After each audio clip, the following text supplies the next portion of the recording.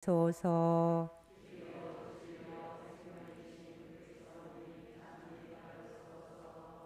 하느님은 세상을 너무나 사랑하신 나머지 외아들을 내주시어 그를 믿는 사람은 누구나 영원한 생명을 얻게 하셨네.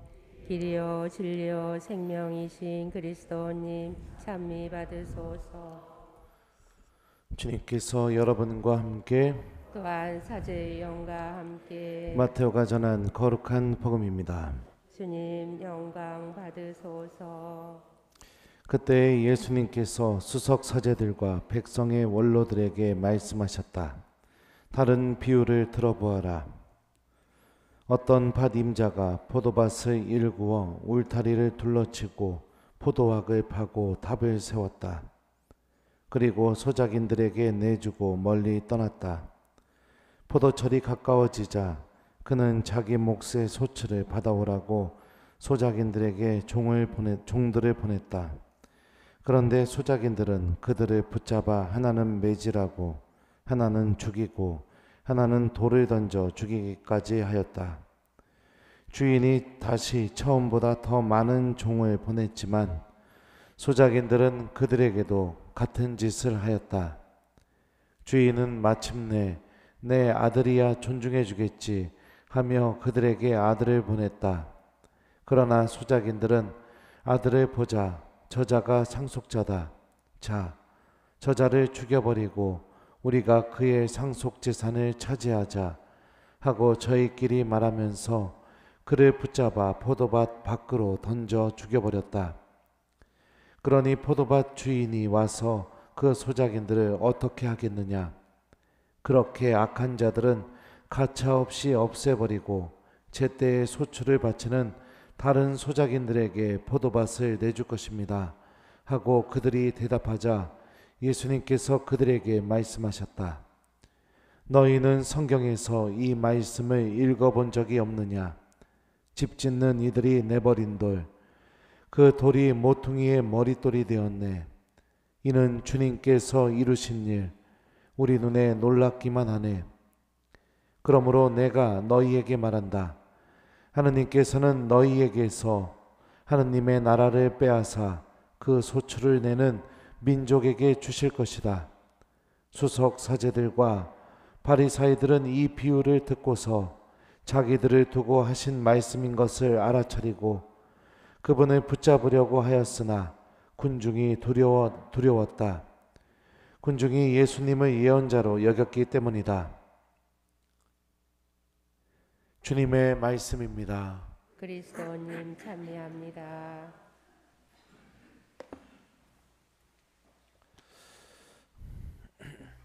오소서 성령님,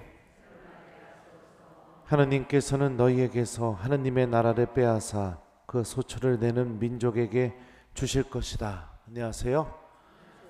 오늘 일독서는 요셉 이야기가 나옵니다. 요셉 이야기는 우리에게 굉장히 중요한 메시지를 한 가지 주고 있죠. 형들의 시기와 질투로 시작되어서 그 요셉이 이집트로 팔려가게 되죠.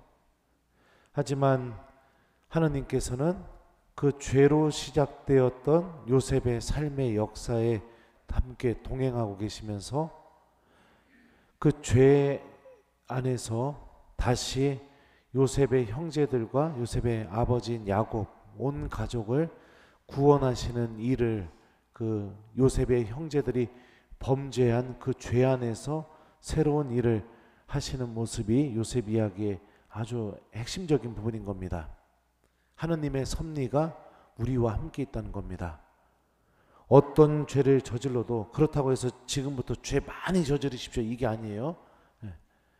우리가 잘못해서 실수해서 죄를 저지르게 됐을 때 하느님께서는 어떻게 하시느냐? 그 죄 안에서 구원의 희망이 다시 자라게 만들어 주시는 분이 하느님이시고 그 죄 안에 내가 그냥 빠져서 죽어버리는 것을 결코 용납하시거나 방관하시는 분이 아니시는 겁니다. 나의 삶의 역사 안에서 나를 구원으로 인도하기 위한 하느님의 구원의 역사가 반드시 같이 있다. 이게 요셉 이야기의 핵심입니다. 이처럼 주님께서는 우리들의 삶을 생명으로 구원으로 인도하시고 계시는 분이십니다. 그러니 우리가 신앙생활하면서 좌절스러운 순간마다 또 내 자신이 너무나 형편없다고 느껴지는 순간마다 이 요셉 이야기가 우리에게 알려주고 있는 이 메시지를 기억해야 됩니다. 주님께서 반드시 내가 너무 잘못했고 너무 부족하지만 그럼에도 불구하고 나의 삶의 역사 안에서 요셉에게 하셨던 것처럼 구원의 역사를 내 삶 안에서 분명히 시작하고 계시다. 그러니까 내 삶은 나 혼자만 살아가는 삶이 아니라 하느님과 함께 살아가는 삶이다. 보통 그 구약 성경에 보면 이런 표현이 있어요. 하느님과 함께 걸어가다 이런 표현이 있거든요. 히브리 말로 직역하면 그렇게 번역이 됩니다. 하느님과 함께 걸어가다. 근데 우리나라 성경에는 하느님과 함께 살았다 이렇게 번역이 되어 있습니다. 그러니까 나의 삶이 하느님과 함께 걸어가는 삶이다. 그렇게 우리가 믿으면서 희망을 갖고 살아가는 것이 굉장히 중요합니다. 우리들의 삶은 요셉 이야기가 알려주는 것처럼 하느님과 함께 걸어가는 삶입니다. 함께 걸어가는 삶.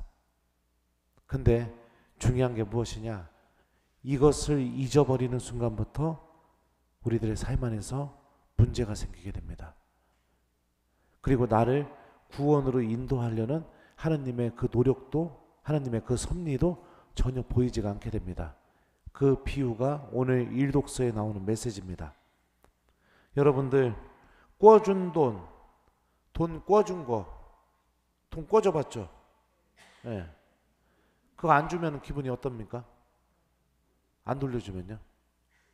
몇 번이고 찾아갔는데 준다고 말하고 안 주면 근데 그 다음에 찾아가니까 화내요 나한테. 그 다음에 찾아가니까 여기서 나오는 비유처럼 죽이려고 해요 나를. 어떨 것 같아요 기분이?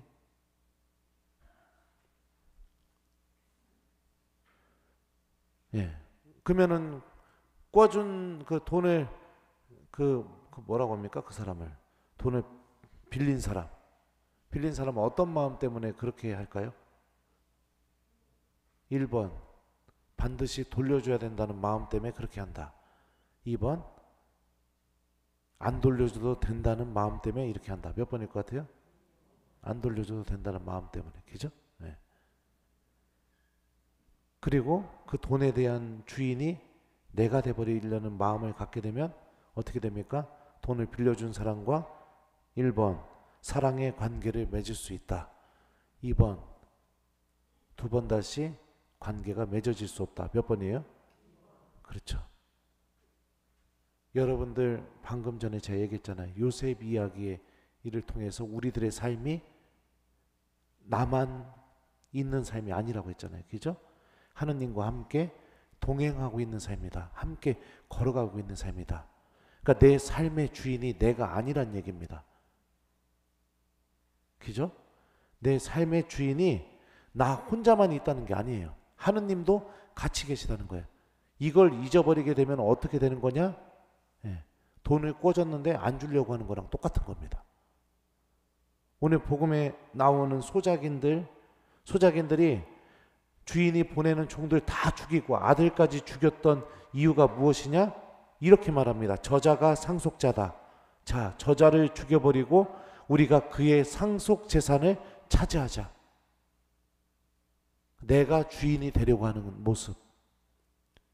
그 모습으로 살아갔기 때문에 하나님께 당연히 소출을 드려야 되고 우리는 그렇죠. 내 삶의 주인이 내가 아니기 때문에 다 하나님께 받은 거잖아요. 여러분들 생명도 하나님한테 받은 거잖아요. 이거 몇 개예요? 이거 볼 수 있는 능력도 하나님한테 받았잖아요. 태어나자마자 여러분들이 노력해서 얻었어요? 아니죠?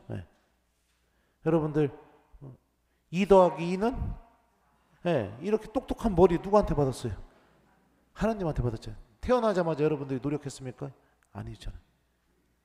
다 주님께 받은 겁니다. 이게 뭐냐? 나의 삶이 하느님과 함께 같이 동행하고 있다는 겁니다.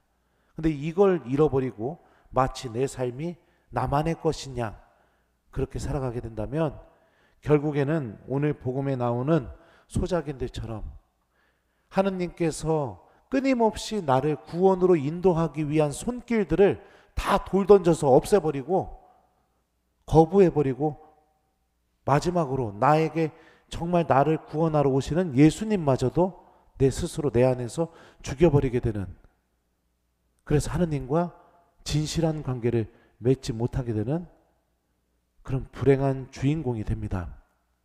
그러니까 내가 내 삶의 주인이라는 생각을 우리는 내려놔야 됩니다. 하느님과 함께 동행하고 있다라는 것을 기억해야 됩니다. 하느님과 함께 동행하고 있기 때문에 기도하는 게 필요해요. 하느님과 함께 동행하고 있기 때문에 그분의 말씀을 듣는 것이 우리들의 삶에서 굉장히 중요한 겁니다.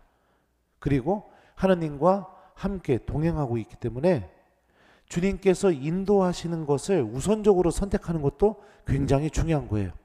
근데 보통의 신앙인들 어떻게 합니까? 돈을 얻는 길을 하느님보다 더 우선적으로 선택하고 내가 더 소유하고 싶은 그 길을 복음의 길보다 더 우선적으로 선택하면서 살아가죠. 그러면서 나의 마음 안에 찾아오시는 하느님의 손길을 다 돌던져서 똑같이 죽이고 있는 겁니다. 하느님께서는 너희에게서 하느님의 나라를 빼앗아 그 소출을 내는 민족에게 주실 것이다. 그런 내가 주인이라고만 생각하는 사람들에게는 하느님 나라는 더 이상 함께 할 수가 없다는 것을 예수님께서 알려주시죠. 소출을 내는 민족, 그게 뭘까요? 감사할 줄 아는 사람, 기도할 줄 아는 사람, 내가 가진 것을 주님께 봉헌할 줄 아는 사람, 하느님의 말씀을 들을 줄 아는 사람, 그리고 하느님의 그 섭리, 그러니까 나를 구원으로 인도하기 위한 그 하느님의 손길에 순명할 줄 아는 사람, 이런 것들이 소출을 내는 사람이겠죠. 그죠? 이런 것은 나의 삶 안에 하나도 없고 항상 내가 무엇인가를 얻기 위해서 하느님을 버린다면, 또 무엇인가를 내가 즐기기 위해서 하느님을 외면한다면, 또 무엇인가를 내가 소유하기 위해서 하느님과 함께하는 것을 내가 불편하게 여긴다면 결국에는 나는 소출도 내지 못하는 사람이 되고, 그리고 나의 삶에서 나와 함께 동행하고 계시는 그 하느님과의 여정 속에서 내가 주인이라고 생각하는 그런 삶을 살아가는 사람이 되겠죠. 그러니 사랑하는 교우 여러분들, 우리도 이 사순시기 동안 하느님과 함께 동행하고 있다는 것을 기억하면서 주님께서 원하시는 소출들을 주님께 낼 줄 아는 신앙인이 되도록 노력해 보셨으면 좋겠습니다. 항상 하느님이 여러분들과 함께 계시다는 거 잊지 않았으면 좋겠어요. 숙제 드릴게요. 오늘 숙제는 여러분들 하느님께 소출을 내는 하루를 보내기, 이게 숙제입니다. 뭐 어떤 소출이든 한번 내보셨으면 좋겠어요.